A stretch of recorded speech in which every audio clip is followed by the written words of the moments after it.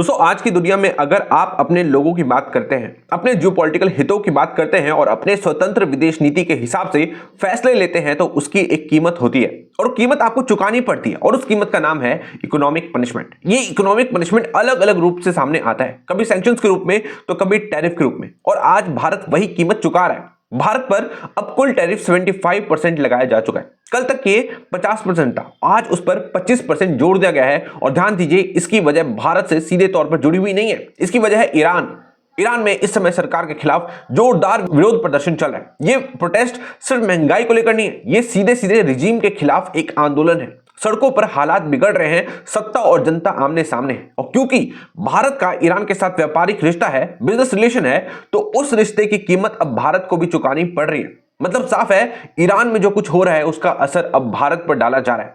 दोस्तों, ये जो भारत पर टैरिफ का हथौड़ा चला है, इसे सिर्फ पॉलिसी डिसीजन मानना थोड़ा नाइव होगा, क्योंकि यहां पॉलिसी से ज्यादा पर्सनैलिटी काम करती दिख रही है। और पर्सनैलिटी किसकी?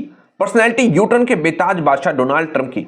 और ये बात मैं नहीं कर रहा, ये बात खुद अमेरिका के कॉमर्स सेक्रेटरी हॉवर्ड रुटनिक कह चुके हैं। उन्होंने साफ तौर पर बताया कि भारत अमेरिका ट्रेड डील किसी टेक्निकल इशू की वजह से नहीं अटकी, ना टैरिफ स्ट्रक्चर, ना मार्केट एक्सेस, ना पॉलिसी डेडलॉक। डील इसलिए अटकी क्योंकि प्रधानमंत्री नरेंद्र मोदी ने डोनाल्ड ट्रंप को सीधे फोन नहीं किया।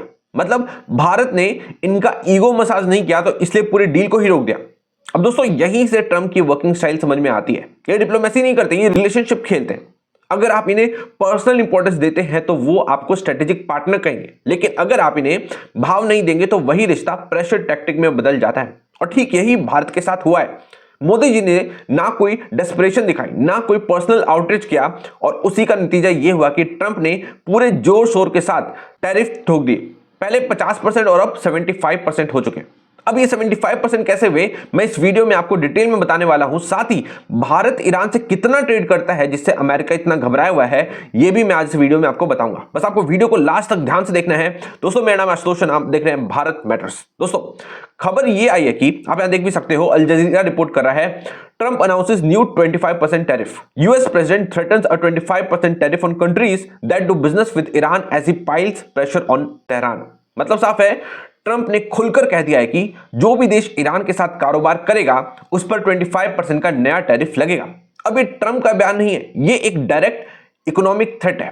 और अब जरा दूसरी रिपोर्ट भी देख लीजिए। द हिंदू लिख रहा है, US tariff threat puts India Iran ties BRICS plan under strain. यानी बात अब सिर्फ ईरान तक सीमित नहीं है, ये टैरिफ सीधे सीधे भारत ईरान रिश्तों पर असर डाल रहा है और उससे भी आगे जाकर ब्रिक्स जैसी बड़ी रणनीति पर भी दबाव बना रहा है। क्योंकि आपको पता है कि ईरान 2024 से ब्रिक्स का फुल मेंबर है। दोस्तों, इससे तस्वीर साफ हो जाती है कि टारगेट भले ईरान हो, लेकिन कोलेटरल डैमेज भारत है।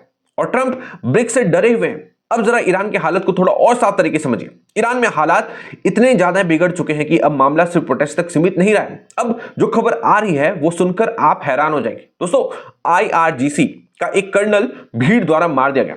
इनको आप यहां देख सकते हो, ये एक सर्विंग कर्नल थे। और दोस्तों, IRGC के बारे में आपको पता होना चाहिए, बहुत ही ज्यादा पावरफुल फोर्स है ईरान की। IRGC ईरान की एक अलग ही फोर्स है जो वहां के हुक्मरान या कहूं तो वहां की जो रजीम है अयतुल्ला खमेनी की, उनको प्रोटेक्ट करने का काम करती है। ये एक रेडिकल फोर्स है, रिलीजियस फोर्स है, जिनका काम यही है कि वहां की जो रजीम है उनको एक्सटर्नल थ्रेट से बचा के रखना है, प्रोटेक्ट करना है। खैर दोस्तों, बताया जा रहा है कि इसी कर्नल ने कुछ दिन पहले प्रदर्शनकारियों पर गोलियां चलाने का आदेश दिया था। और उसके बाद जो हुआ वो साफ तौर पर दिखाता है कि ईरान में लोग अब डर को पीछे छोड़ चुके हैं। प्रदर्शनकारियों ने उस कर्नल को पहचान लिया, उसके ठिकाने तक पहुंचे और फिर उसे मार दिया गया। दोस्तों, ये कोई छोटी घटना नहीं है। इससे यह पता चलता है कि ईरान में जो भी कंडीशन है वो अब ज्यादा ठीक नहीं है। और यही वो बैकग्राउंड है जिसके नाम पर अमेरिका आज ईरान को दबाने की बात कर रहा है। लेकिन अब इसी में ट्रंप ने भारत को भी घसीट लिया है। दोस्तों, भारत ने पहले ही अमेरिका के दबाव में ईरान से अपना व्यापार काफी हद तक कम कर दिया था। 2019 से पहले भारत ईरान से बड़े पैमाने पर तेल खरीदता था, लेकिन ट्रंप के ही पहले कार्यकाल में जब सैंक्शंस लगाए गए तो भारत ने ईरान से तेल खरीदना लगभग बंद कर दिया। नतीजा यह हुआ कि भारत ईरान व्यापार तेजी से गिरता चला गया। आज की स्थिति यह है कि सरकारी आंकड़ों के मुताबिक 2024-25 में भारत ईरान के बीच कुल व्यापार करीब 1.6 से 1.7 बिलियन डॉलर के आसपास रह गया, जबकि 2019 में यही व्यापार करीब 17 से 18 बिलियन डॉलर का हुआ था। मतलब साफ है कि भारत ने अमेरिका के साथ कोऑपरेट किया है।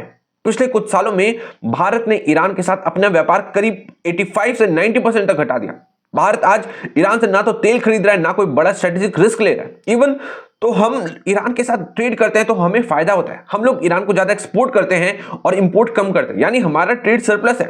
जो एक्सपोर्ट करते भी हैं इसमें कुछ एग्रीकल्चर एक्सपोर्ट्स हैं, बासमती राइस है, फार्मास्यूटिकल्स हैं और चाबहार पोर्ट से हमारा लिमिटेड एंगेजमेंट है, यानी काफी मिनिमल हम लोग ट्रेड कर रहे हैं। इसके बावजूद अब अमेरिका भारत को हर तरफ से सैंडविच करने की कोशिश कर रहा है।